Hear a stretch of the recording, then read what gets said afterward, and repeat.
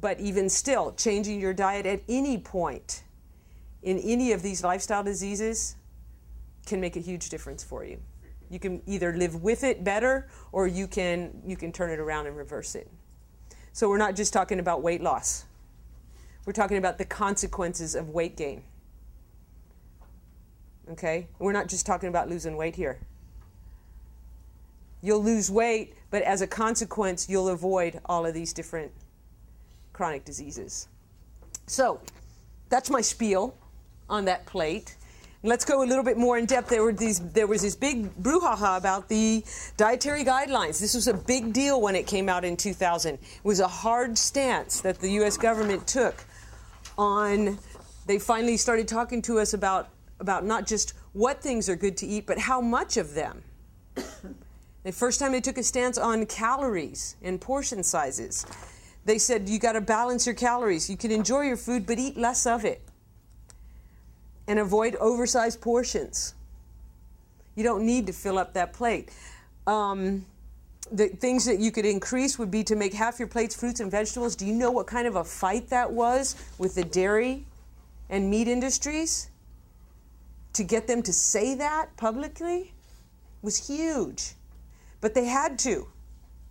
They had to, because for us, for our benefit, as citizens, they had to take a stand in the face of all of these political and economic pressures.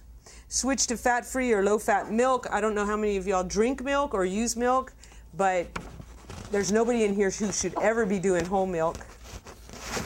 2% tampoco. The best is a 1% or non-fat milk.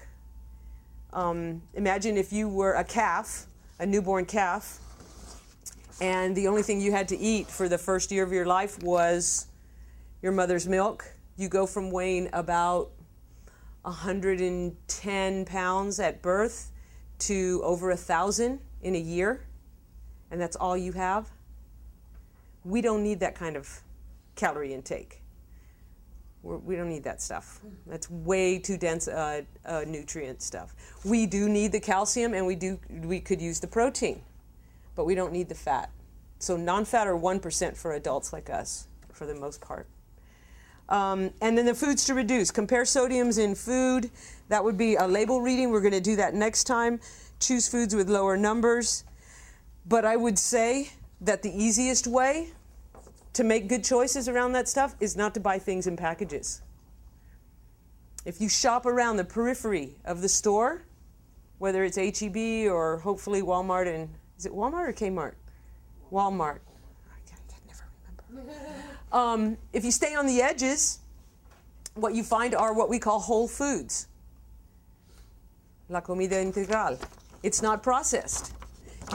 You walk into my H-E-B and I go this way, and I got, start out with fruits, go to the back, I've got vegetables, go around the corner, there's a little place where they sell nuts and seeds and stuff. Keep going, there's a little section with some seafood.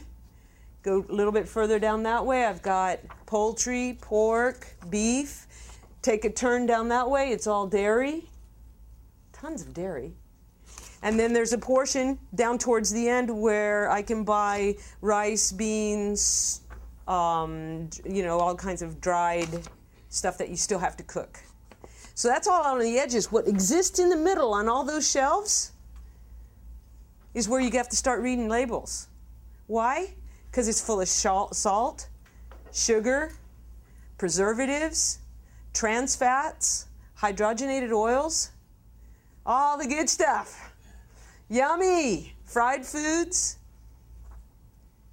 That's why you have to read a label if you're shopping in there. But you don't have to look at a label on the zucchini or the lettuce. Why aren't there labels on that stuff? It's all natural. You don't have to worry about it. Only if you're having issues with blood sugar control do you need to watch out on the fruit intake. But your vegetables, free range. Eat as much as you want. You don't need a label. There's nothing to worry about. It's all good stuff. So that's what I have to say about comparing sodium and stuff like that.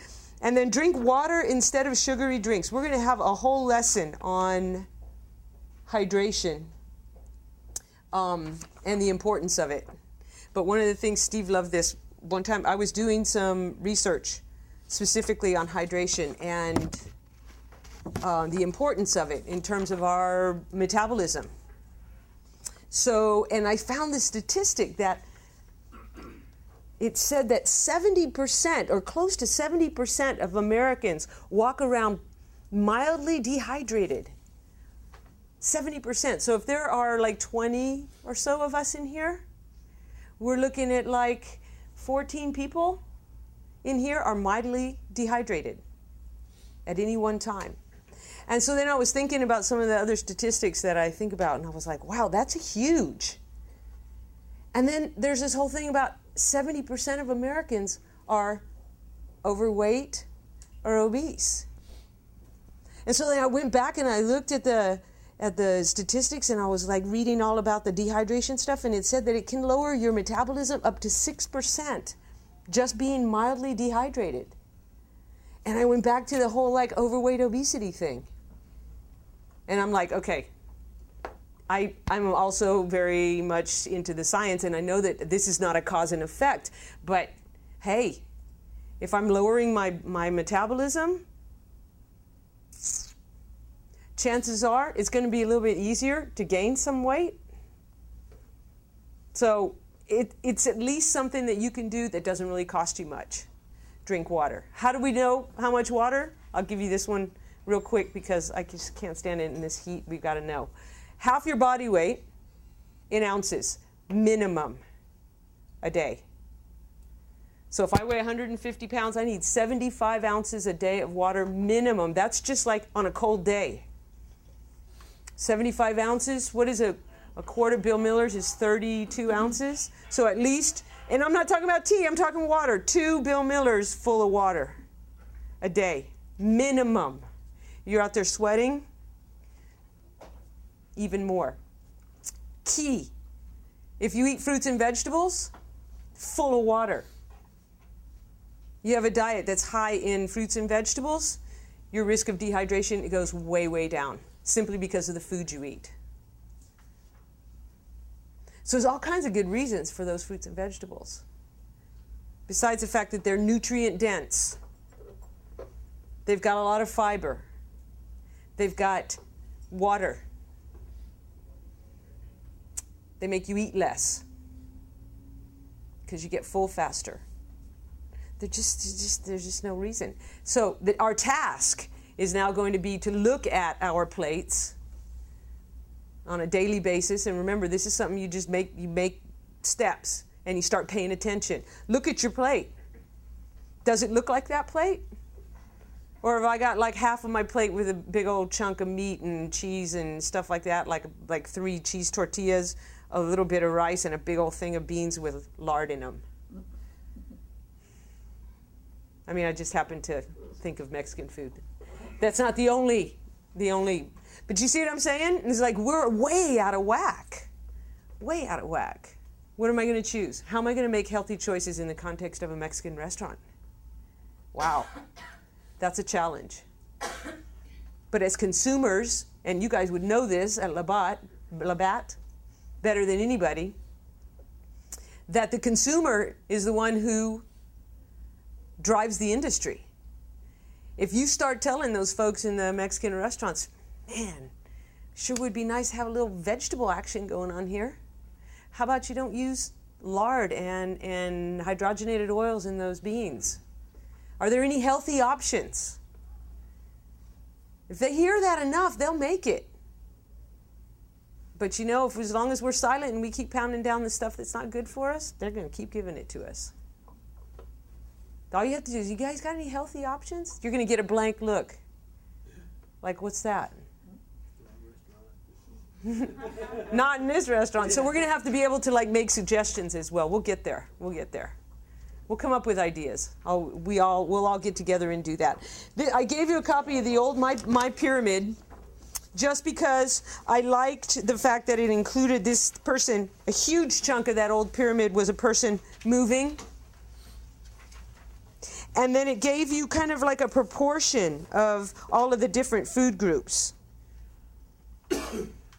And over here under the meats and beans, notice that they said beans. They also put nuts in there.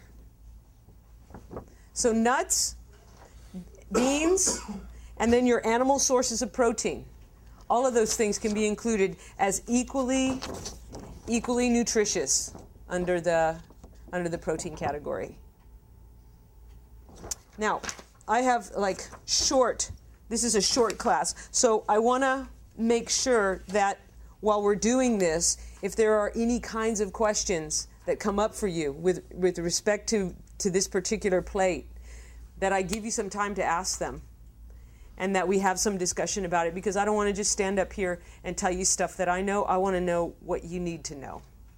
And so if anything comes to mind about any of this stuff, just raise your hand and ask. I have a question. Yes? So what can you do for a person that is like, I don't eat vegetables, I don't eat fruit? What kind of things can you incorporate to get them started? There are adults who don't eat vegetables. Yeah. So it's like, how do I get started? Well, we have what we call beginner vegetables. So things like zucchini, salads are typical. And also what we do is we hide the vegetables in different things. So for example, when you make tomato sauce, you can grate a vegetable like carrots, zucchini. And by the way, onions and tomatoes are vegetables. So all of us eat at some point. If we have pasta, we're eating a vegetable. So you grate those things up and cook them with the sauce, and they basically disappear, and you get them in the diet anyway. Smoothies can be made with both fruits and vegetables. You can use fruits as sweeteners. For example, in oatmeal, you can put blueberries, you can put dried cherries, you can put all kinds of fruits and throw it in when you cook the oatmeal, or even if you just put hot water. Make vegetables with different spices. And we can maybe do this. This was a really fun class that Steve and I did with one group. We made a list of vegetables that everybody liked or was willing to try. And then we had a bunch of lists of all kinds of spices and stuff, and we had a cooking class, and we just figured out how to throw those things together and make something that was edible. And everybody, you have to try it. You can't say no. You don't have to eat it all, but you got to try it. You got to put it in your mouth and chew it and swallow it. You can't just say because we're all adults and the stuff's not going to hurt you. But how can you know? How do you know until you try it?